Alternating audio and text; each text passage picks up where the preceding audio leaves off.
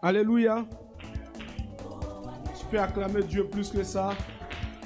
Il nous a fait la grâce de nous retrouver encore ici ce soir.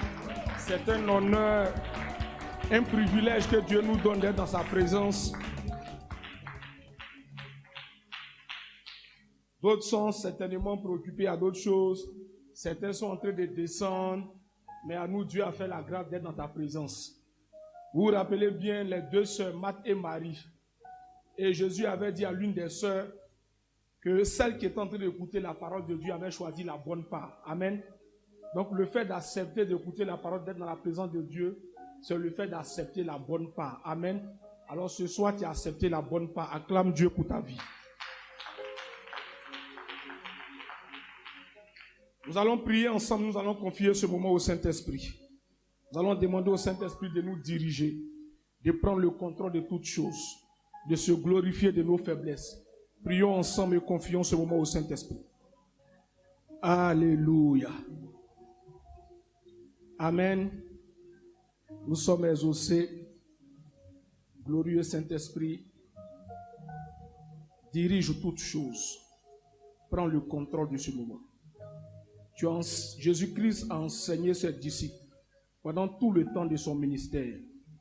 Mais il a dit à ses disciples de ne pas quitter Jérusalem, d'attendre le Saint-Esprit. Personne ne peut reçu une œuvre sans le Saint-Esprit. Si tu t'éloignes de nous, nous serons foutus. Si tu te mets à une certaine distance, nous ne pouvons rien faire. L'œuvre vient de toi. Elle est faite par ta sagesse, dirigée comme tu le veux. C'est pourquoi ce soir, nous avons besoin de ta sagesse, de ta compréhension, de ta puissance, afin de conduire ce moment tel que tu le veux au nom de Jésus. Amen. Nous allons prendre notre Bible dans le livre d'Ésaïe 7, verset 15. C'est pourquoi le Seigneur lui-même vous donnera un signe. Voici, la jeune fille deviendra enceinte. Elle enfantera un fils et lui donnera le nom d'Emmanuel. Dieu avec nous. Il mangera de la crème et du miel jusqu'à ce qu'il sache rejeter le mal et choisir le bien. Mais avant que l'enfant sache rejeter le mal et choisir le bien, le pays dont tu crains les deux rois sera abandonné. Alléluia. Amen. Le verset 15 est celui qui nous intéresse même le plus. Verset 15. Il mangera du beurre et du miel dans ma version pour qu'il puisse savoir refuser le mal et choisir le bien. Et dans ta version on dit il mangera de la crème et du miel jusqu'à ce qu'il sache rejeter le mal et choisir le bien. Alléluia. Alors ici nous parlons, on nous parle ici d'Emmanuel. Emmanuel qui n'est personne d'autre que notre Seigneur Jésus-Christ. Ésaïe, ce grand prophète, était en train d'annoncer les signes précurseurs, les signes par lesquels on devait reconnaître la venue de Jésus sur la terre. Et Ésaïe nous disait que on va l'appeler Emmanuel, qui veut dire Dieu présent au milieu de nous. Mais au verset 15, Ésaïe ajoute quelque chose qui est important. Il dit, il va être gardé jusqu'à ce qu'il arrive où il sache rejeter le mal et faire le bien. Mais c'est quelque chose qui est fondamental pour nous tous. C'est un principe qui est fondamental pour nous tous. Nous sommes dans le mois de juillet et le mois de juillet est décrété mois de repentance. Amen. Le mois de juillet est décrété mois de repentance. Souvent on peut se dire, mais pourquoi on ne fait pas un programme de délivrance, de guérison, etc., etc. Et puis on fait un programme de repentance. Mais en fait, la repentance précède la délivrance. La repentance précède la guérison. La repentance précède les miracles. Alléluia.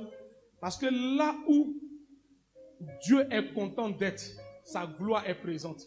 Et quand sa gloire est présente, sa gloire commence à opérer les guérisons, les miracles.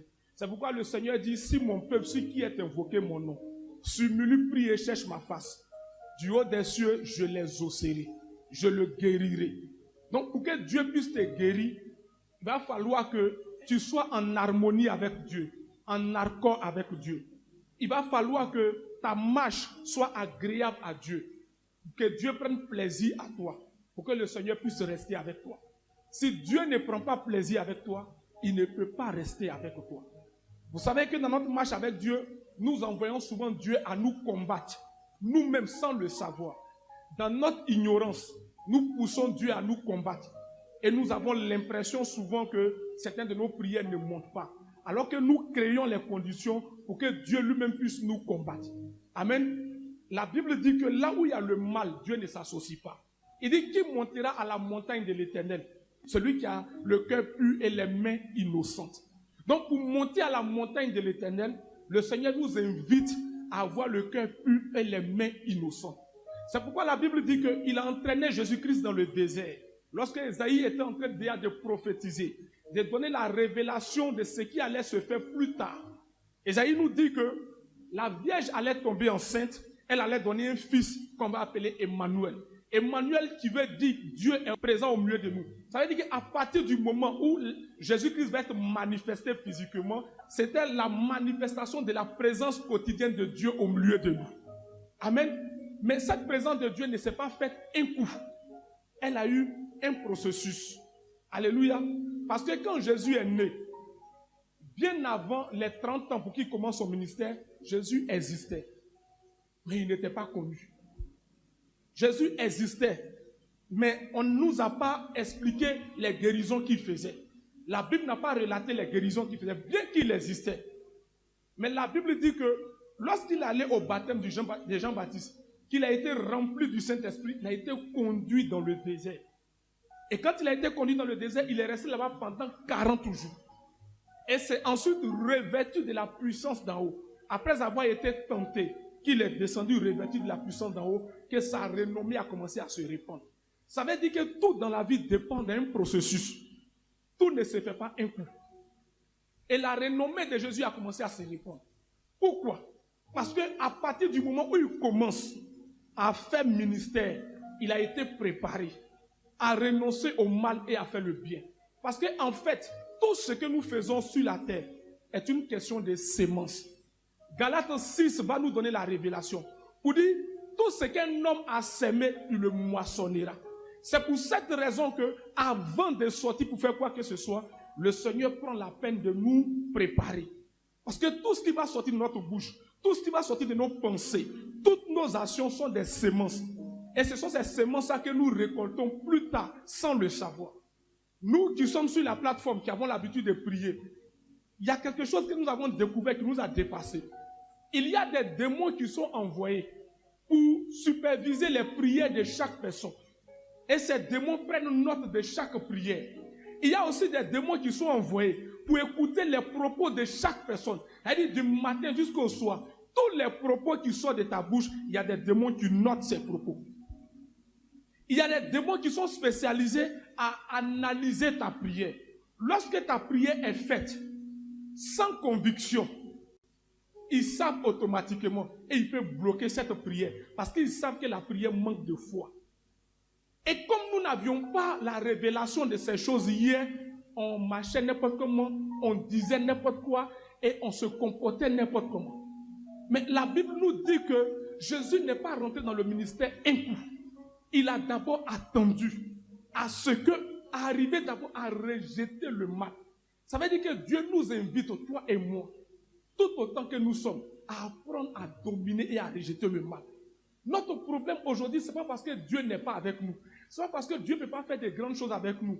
Mais quand le Seigneur nous regarde, il y a des choses qu'il voit, qui ne l'encouragent pas à faire ce qu'il a prévu. Sinon, la gloire va venir, la puissance va venir, mais elle sera corrompue avec le mal qui est en nous. Et Dieu ne veut pas que la puissance soit corrompue avec le mal qui est en nous. Parce que si la puissance est corrompue avec le mal qui est en nous, à un moment donné, Dieu va nous juger. Et on aura travaillé dans le champ du Seigneur. Mais un matin, le Seigneur va dire, je ne vous connais pas. Parce que j'ai guéri les malades. Parce que j'ai parlé de Jésus-Christ. Parce que Dieu a opéré des miracles par mon canal. Mais en réalité, le Seigneur Jésus ne me connaît pas. Parce qu'en le faisant, le mensonge était attaché à moi. En le faisant, la colère était attachée à moi. En le faisant, l'orgueil était attaché à moi.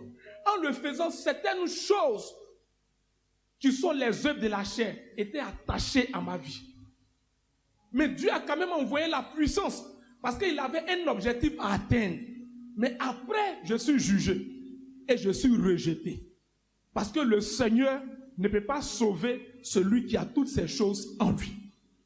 Puisque celui qu'on appelle Satan, Lucifer, etc., il a été rejeté parce qu'en lui, on a trouvé l'iniquité, l'orgueil. Mais quand ces choses sont en nous à nouveau, le Seigneur ne peut pas être d'accord avec nous. Amen. Le Seigneur ne peut pas être d'accord avec nous. Parce que ça nous pousse dans une attitude qui donne la force aux démons de contrer nos prières. Amen. Parce que quand je suis suffisant, quand je suis arrogant, mes actes seront en fonction. Puisque la Bible dit que c'est de l'abondance du cœur que la bouche s'exprime. Or, tout ce qui sort de moi est une sémence. Par les témoignages, on a compris quelque chose. En tout cas, quand moi je suis allé m'asseoir à la maison, j'ai analysé, je me suis dit, waouh! En fait, le samedi dernier, le témoignage qu'on a entendu, le monsieur qui était dans l'occultisme et qui est sorti de l'occultisme, qui a commencé à marcher avec Dieu et qui est en train de nous révéler ce qui ne marche pas, dit, chaque parole qui sort de ta bouche est notée. Quand la parole est négative, elle est considérée comme un autel. Toi, tu as prononcé la parole, tu as oublié, mais la parole est restée.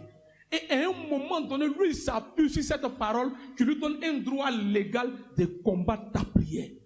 Et toi, tu n'arrives pas à comprendre. Mais pourquoi je prie et la prière ne peut pas faire effet? Mais tu as un matin, tu t'es levé. Tu dis, oh, moi-même, depuis que je suis né, je ne fais que souffrir. Toute ma vie n'est que souffrance.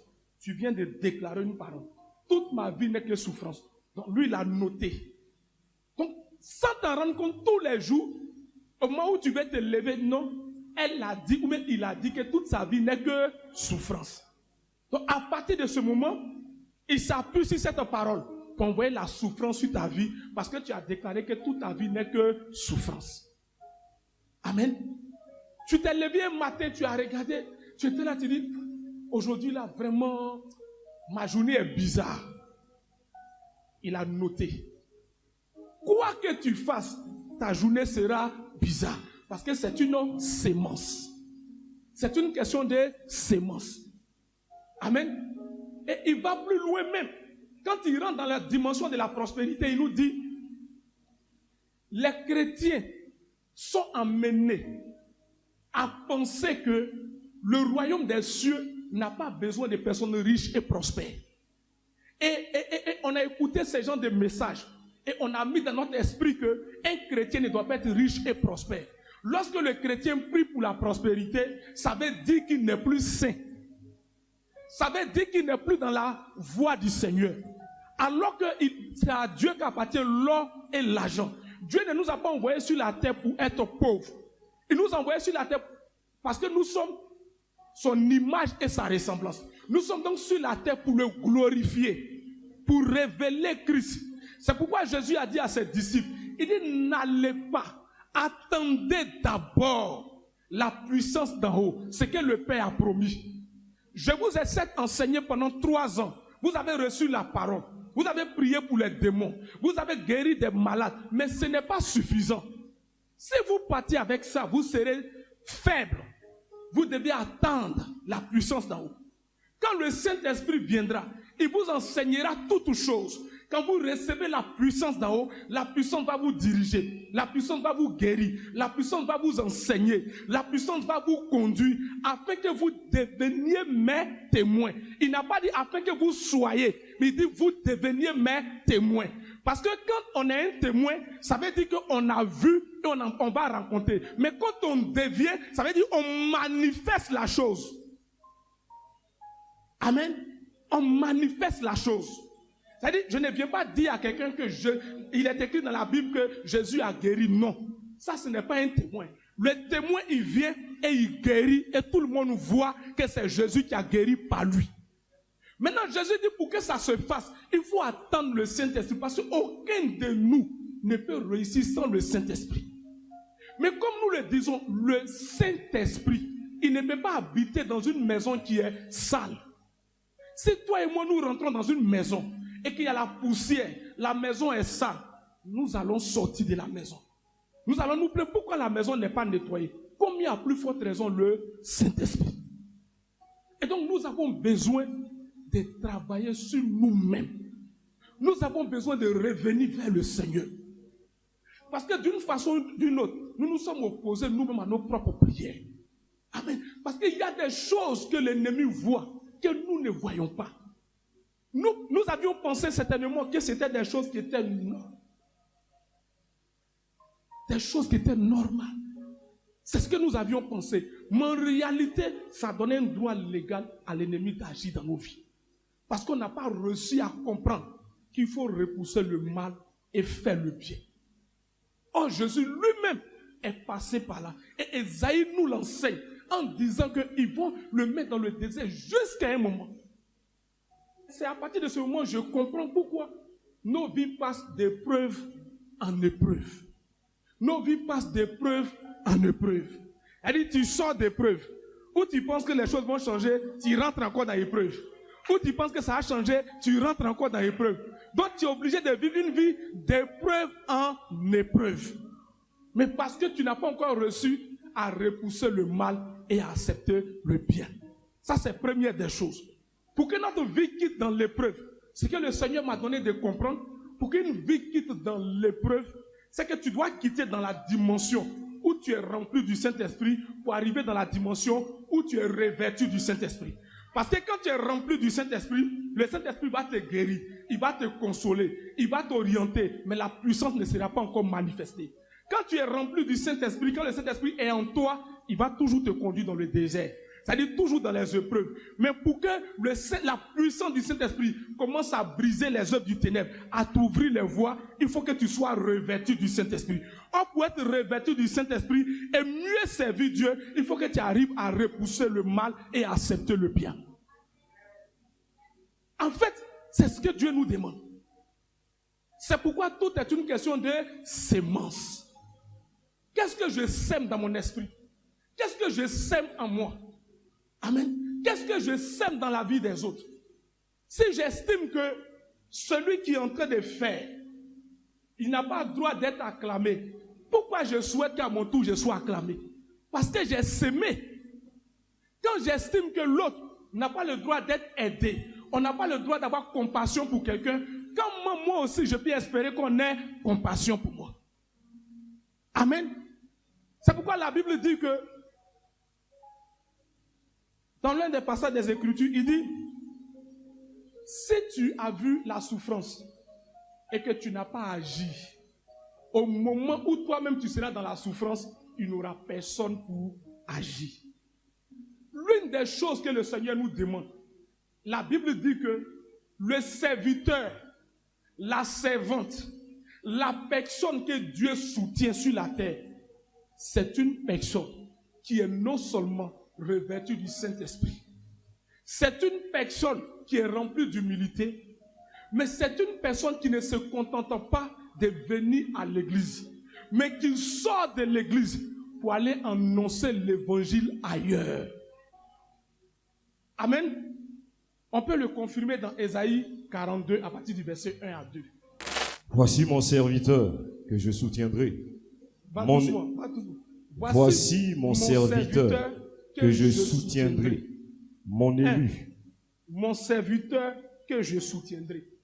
Écoutez très bien pour voir celui que Dieu soutient. Première des choses. Voici mon serviteur que je soutiendrai. Mon élu. En qui mon âme prend plaisir. En qui mon âme prend plaisir. J'ai mis mon esprit sur lui. D'abord, première des choses, l'esprit du Seigneur est sur lui.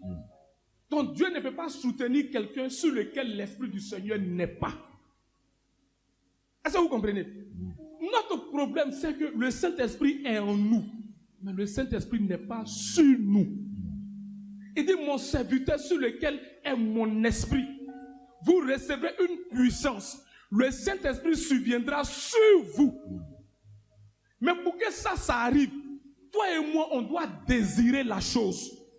On doit désirer le Saint-Esprit. Il dit, c'est ceux qui ont soif qui reçoivent. Il dit, venez aux eaux, vous tous qui avez soif. venez aux eaux, vous tous qui avez soif, achetez sans argent. Et dans le livre des Jean, il dit c'est tous ceux qui ont soif de justice, tous ceux qui ont soif du Saint-Esprit.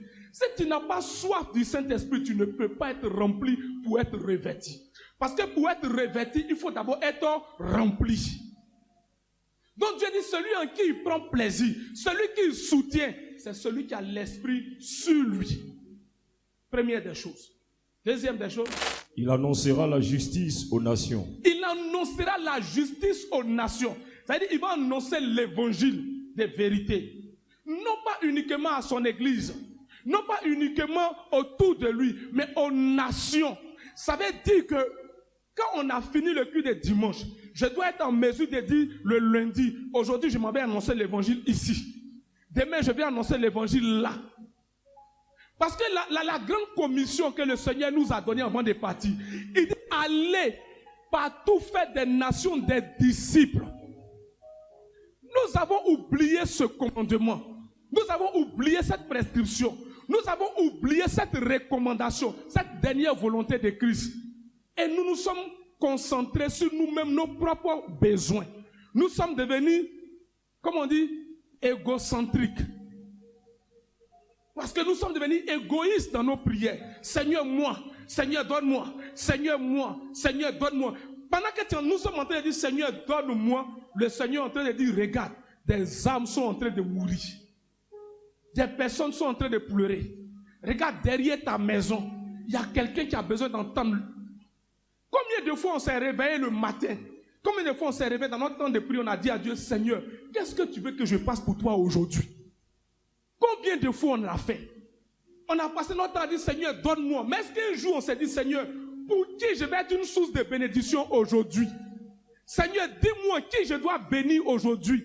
Seigneur, dis-moi, qu'est-ce que tu veux traiter avec moi aujourd'hui? Dans mon caractère, quel est l'aspect avec lequel tu veux traiter aujourd'hui? Combien de fois l'avons-nous fait? Lorsque nous prions, c'est Seigneur, moi, Seigneur, mon mariage, Seigneur, mon voyage, Seigneur, tant. Mais est-ce qu'on s'est une fois préoccupé des besoins du Seigneur? Est-ce qu'on sait que Dieu a aussi des besoins? Est-ce qu'on s'est réveillé un matin pour se mettre à genoux?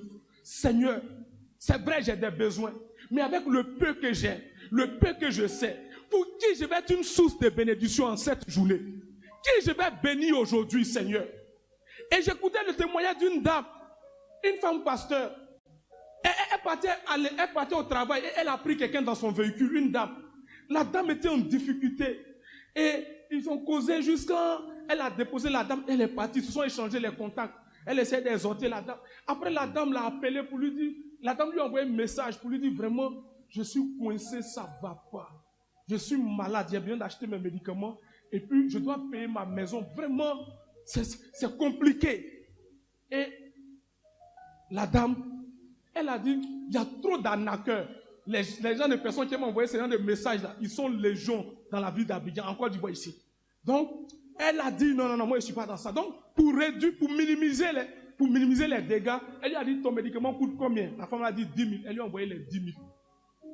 Que la femme paie son médicament. Maintenant, un jour, elle est en train de prier, elle dit à Dieu, aujourd'hui, Seigneur, qui je dois bénir? Pour qui je vais être une source de bénédiction? Révèle-moi, Seigneur. Et le Seigneur lui dit, et si c'était la femme qui t'avait envoyé le message qu'elle était en difficulté? Elle a hésité, elle a dit, mais comment? Est-ce que la femme là, c'est pas de l'arnaque? Mais comme la parole a insisté, elle n'a rien à demander à la femme. Ton loyer fait combien? La femme a dit. Elle dit, ok. Elle a compté l'argent. Elle a envoyé à la dame par Orange Money. Le soir, quelqu'un est venu lui rendre visite. Elle est pensée, parce qu'elle devait recevoir la commission de son père spirituel pour aller lui donner. Donc elle attendait cette commission. Donc quand la personne vient lui rendre visite, on dirait qu'elle a envoyé 100 000 à la dame. Donc quand la personne vient lui rendre visite, la personne lui donne une enveloppe. Donc elle dit, ok, merci. Elle se dit que c'est pour aller remettre à son père spirituel. La personne lui dit, non, c'est pas pour remettre au vieux, hein. L'enveloppe là, c'est pour toi. Elle dit, non, mais le vieux m'a dit, tu dois. Il dit, oui, son enveloppe est là. Mais ça là, c'est pour toi. C'est-à-dire, le premier jour où elle a pris la femme dans son véhicule, et la femme lui a envoyé le message, le ciel avait déjà prévu une sémence. Mais il fallait d'abord qu'elle donne pour recevoir la sémence. Et donc, quand elle a pris l'enveloppe, elle rentre dans la chambre, elle compte, c'était 1 million de francs CFA. Pour avoir donné 100 000. Est-ce que vous comprenez? Quand tu cherches pour Dieu, le Seigneur cherche pour toi. Alléluia. Parce qu'elle a demandé à Dieu qui je vais bénir en cette journée. Or, ce que Dieu nous reproche, c'est que nous sommes concentrés sur nous-mêmes. Tout est concentré sur nous. Comment je fais? Seigneur, qu'est-ce que tu me donnes aujourd'hui? Et nous avons les difficultés. Parce que nous avons oublié la loi de la sémence. Amen. Nous avons oublié la loi de la sémence. Et le Seigneur, par ce message, est en train de nous interpeller, nous tous. En tout cas, moi-même, franchement, devant Dieu, je ne savais pas que ce soir, il allait prêcher. Je ne savais même pas. Je ne savais pas que ce soir, il allait prêcher. Pour moi, bon, ok. Voilà. Pour moi, la mère avait déjà fait le programme, donc je venais, et puis bon, on allait s'attraper dimanche selon les instructions qui nous ont été données. Donc ça veut dire que le Seigneur nous inspire et nous oriente à revoir notre façon de prier, notre façon de faire. Regardons à l'œuvre du Seigneur. Si nous sommes d'accord que tout est une question de sémence, sème dans le bon champ, c'est le champ du Seigneur. Sème dans la bonne terre, c'est dans la terre du Seigneur. Marche dans la bonne vision, c'est dans la vision du Seigneur. Il dit, mon serviteur en qui je prends plaisir, que je soutiens. Autrement dit, si tu n'es pas dans ces conditions, Dieu peut être avec toi, mais il ne te soutient pas. Je me suis assis quand j'ai découvert ces choses, je dis, je comprends pourquoi tous les jours nous sommes de difficulté en difficulté. En fait, il y a beaucoup de choses qu'on n'avait pas comprises. C'est-à-dire que pendant que je suis en train de prier, le Seigneur est là, Dieu veut utiliser ton canal. Mais comme nous on est focalisés, si nous, le Seigneur nous regarde, il dit non, ils n'ont pas encore compris. Dieu m'a dit un jour, le plus important, c'est que sa volonté soit faite. Le plus important, ce n'est pas que les hommes nous acclament. Le plus important, c'est que Dieu puisse nous agréer. Si nous commençons à mettre dans notre esprit qu'on n'a pas besoin que les hommes nous acclament, si nous devons... Attends, continue le verset. Continue s'il te plaît. Continue s'il te plaît. Verset 2. Il ne criera point. Il ne criera point. Il ne lèvera point la voix. Ça, comme c'est pas... Je passe par là, donc je n'ai pas rentré dans tout ce détail. On va aller un peu... Verset 4. Bien. Oui, continue. Il ne se découragera point. Voilà, c'est là que je voulais arriver. Il ne se découragera point. Pourquoi Dieu dit, le serviteur en qui lui prend plaisir, qui lui soutient, c'est celui qui ne se décourage pas. Ça veut dire qu'on va t'offenser. On va te frustrer même. Il faut t'enlever dans l'esprit que, comme il vient à l'église, on va te frustrer. Mais Dieu dit, si tu ne te décourages pas, si tu gardes le calme, il va te soutenir. Quand le Seigneur m'a dit ça, mes larmes ont commencé à couler. J'ai dit, donc, nous on est là quand il y a un petit truc, on réagit seulement. J'ai dit, Seigneur, vraiment, on est fâché. Pourquoi on m'a fait ci? Pourquoi on m'a fait ça? J'étais assis et puis j'ai commencé. Je me suis dit, mais attends. Mais la Bible, c'est un mystère. Tu lis tous les jours, mais le jour, Dieu décide de t'expliquer. C'est là que tu comprends que ce que tu avais lu là, tu n'as jamais compris. Tu es assis, tu te dis, aïe. Donc Dieu dit, celui qui ne se décourage. Bon, attention, on te dit, mon frère, ne te décourage pas. Ça veut dire quoi? Quelque chose va venir pour te décourager, non? On va t'insulter. On va marcher sur ton pied. Mais Dieu dit, si tu ne te décourages pas. Oh, nous, le problème, c'est que tellement on est rempli de nous, on ne doit pas nous toucher. Si quelqu'un m'a tué, je ne viens plus à l'église. Pourquoi on m'a dit ça? Quand tu ne viens pas à l'église, tu fais du mal à qui? À Dieu ou à toi? Dieu est assis sur son trône, hein? C'est toi qui as besoin d'être sauvé. Lui n'a pas besoin d'être sauvé. Lui, il sauve. Amen. Lui, il sauve. Frère, tu peux m'insulter, tu peux me manquer de respect, on va se battre, mais tu ne peux pas m'envoyer à laisser Dieu à cause de toi. Si tu veux, il faut finir. Mais dimanche là, on n'a qu'à venir se battre. Dimanche, nous devons se retrouver à l'église. Chacun va venir devant Dieu pour demander son pardon. Vrai ou faux? Si toi tu veux rester à la maison, c'est ton affaire. Mais affaire de Dieu là, il n'y a pas quelqu'un qui a resté à la maison. On va lutter jusqu'au dernier jour pour que Dieu ait pitié de nous et qu'il puisse nous sauver.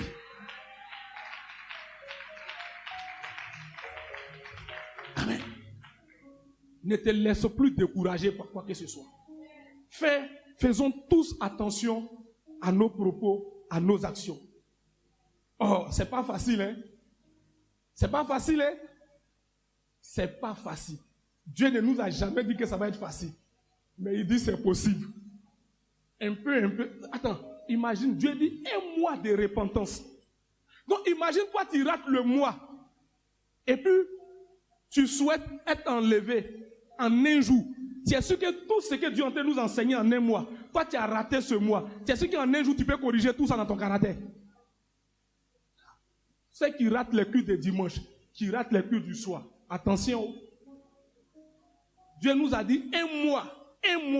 Il nous a dit 1 mois de repentance. Venons ensemble, on va chercher la face de Dieu. Venons ensemble, on va prier devant Dieu. On va dire à Dieu, Seigneur, toi-même regarde, Seigneur, cette faiblesse. Seigneur, si tu n'interviens pas, si je sens que je suis en difficulté, il y a menti encore. Seigneur, si tu n'interviens pas, si je suis en difficulté, si tu ne m'aides pas, que quelqu'un vienne me gifler et réagir, Seigneur. Aide-moi pour que j'arrive à un niveau où on me gifle et puis je ne peux plus réagir. Aide-moi à ce que j'arrive à un niveau où le mensonge ne peut plus sortir de ma bouche. Aide-moi à ce que j'arrive à un niveau où, Seigneur, quand je regarde quelqu'un qui est en difficulté, je ne le regarde plus pour le juger, mais je le regarde pour le soutenir, pour voir comment le relever. Aide-moi à arriver à ce niveau. Amen. Nous allons nous lever ensemble.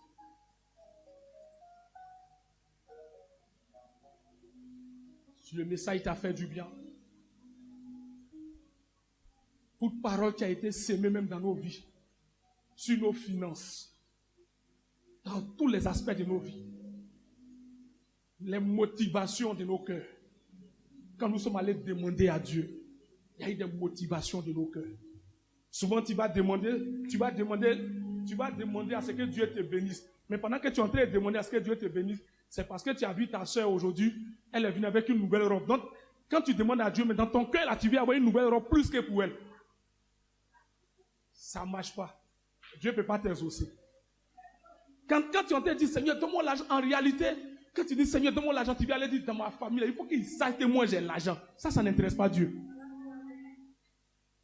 Les gens qui m'ont humilié là, il faut qu'ils sachent qu'aujourd'hui, là, Dieu m'a béni. Ça n'intéresse pas Dieu. Quand la Bible te donne, la Bible dit quoi? Le Seigneur nous donne pour que nous ayons pour toute œuvre bonne. N'oublie jamais, Dieu nous donne pour que nous ayons pour 2 Corinthiens. Dieu nous donne afin que nous ayons suffisamment pour toute œuvre bonne. Nous allons demander pardon au Seigneur. Tu vas prier ce soir, tu vas crier à Dieu. Tu vas lui présenter tes faiblesses. Les faiblesses avec lesquelles tu es en train de lutter.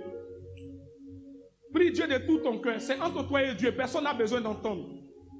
Chacun de nous a besoin de parler à Dieu. Personne n'a besoin d'entendre. Personne n'a besoin d'entendre. Parle à Dieu ce soir. Personne n'a besoin d'entendre. Personne n'a besoin d'entendre ta prière. Tu connais les choses avec lesquelles tu es en train de lutter. Tu connais dans ton caractère les choses avec lesquelles tu luttes. Tu sais ce que tu n'arrives pas à abandonner. Mais seulement le Seigneur veut que tu sois sincère. Que tu regrettes la chose. Que tu regrettes le caractère. Parle à Dieu ce soir.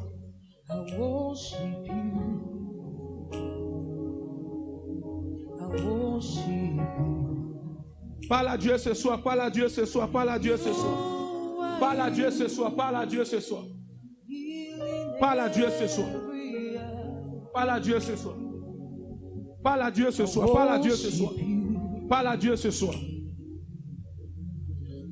Présente-lui les faiblesses.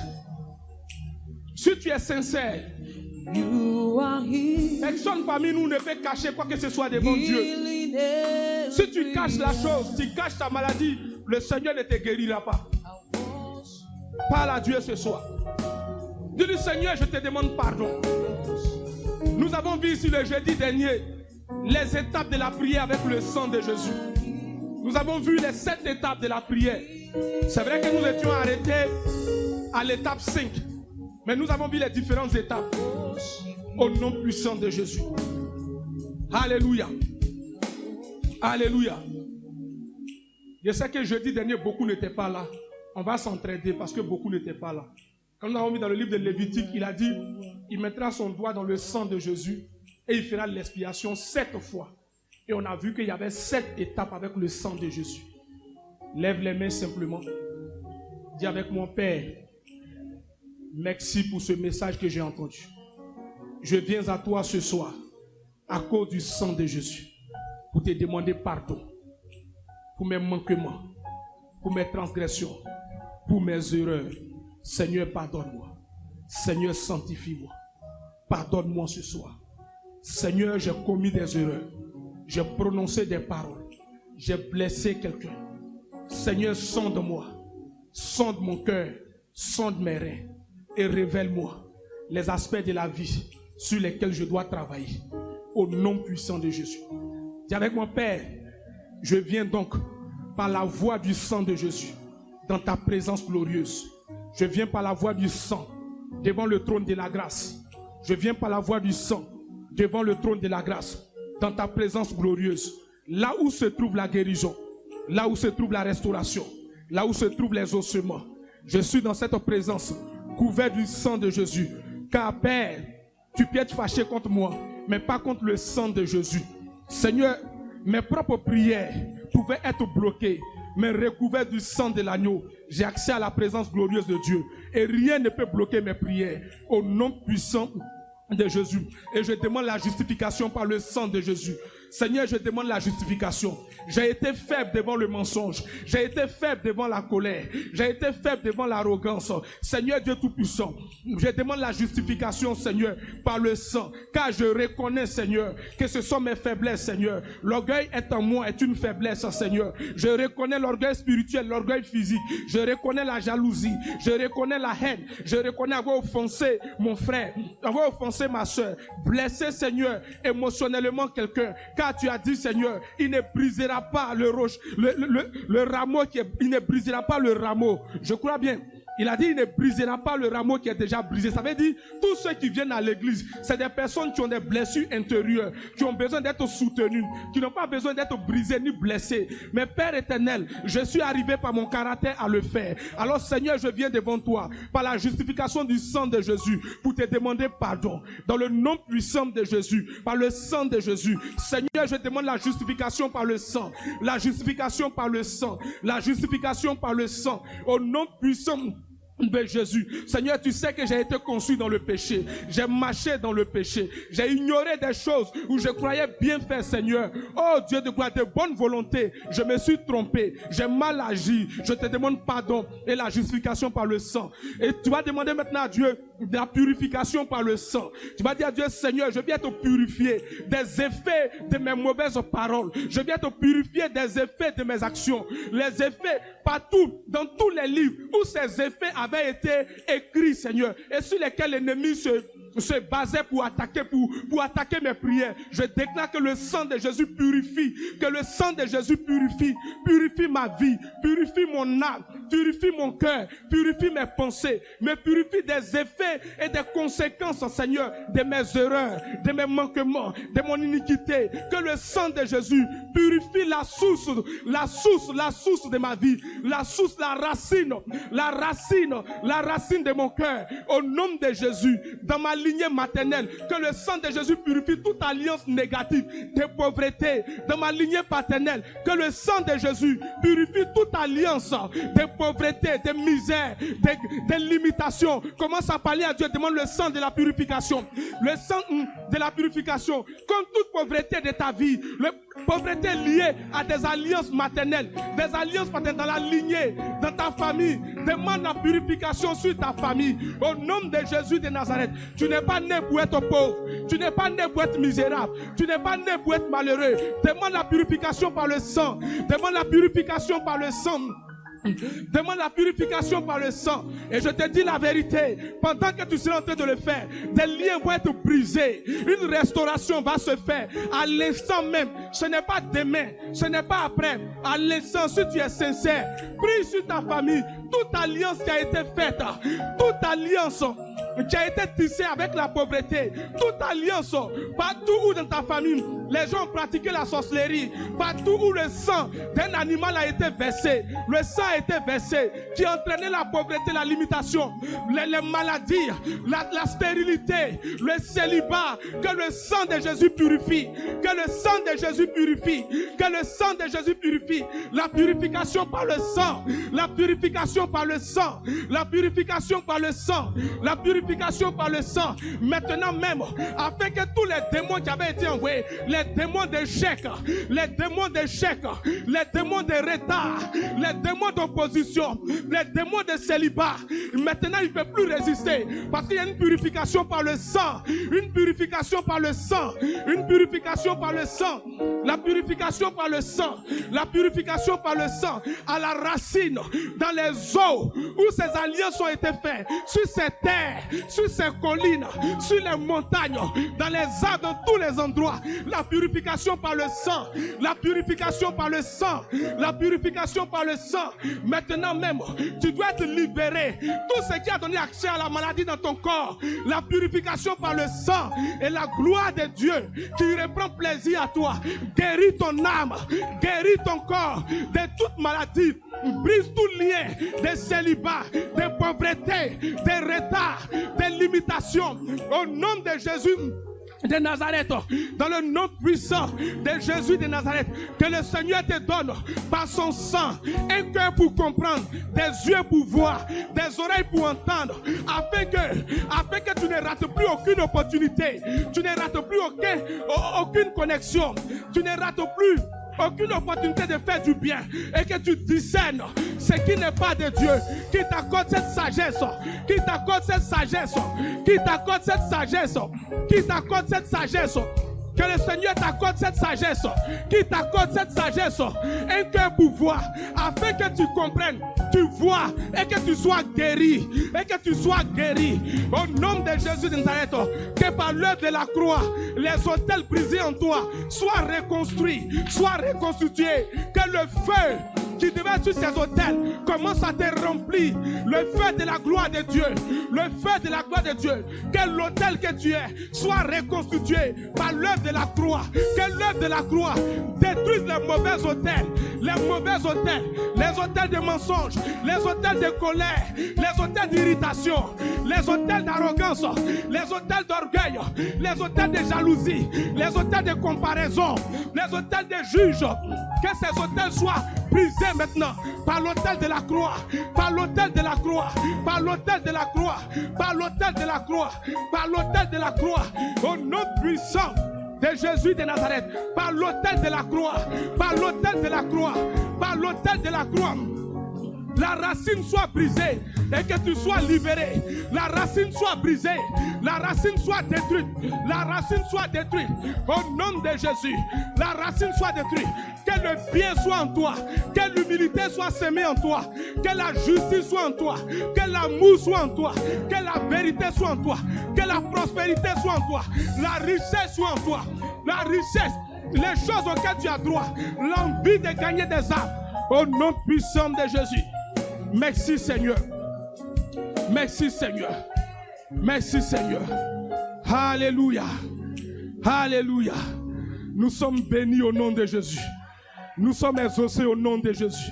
Nous sommes exaucés au nom de Jésus. Oui. Nous sommes exaucés. Garde ces étapes. Arriver à la maison, continue de prier comme ça. Tu vas voir la délivrance opérée dans ta vie. Tu vas voir des maladies parties. Tu vas voir les choses que tu as perdues revenir. Les saisons que tu as perdues revenir. Au nom puissant de Jésus. Si le Seigneur t'a fait du bien, si tu as envie de bénir le Seigneur, lève-toi promptement, lève-toi promptement, lève-toi promptement. Lève-toi promptement.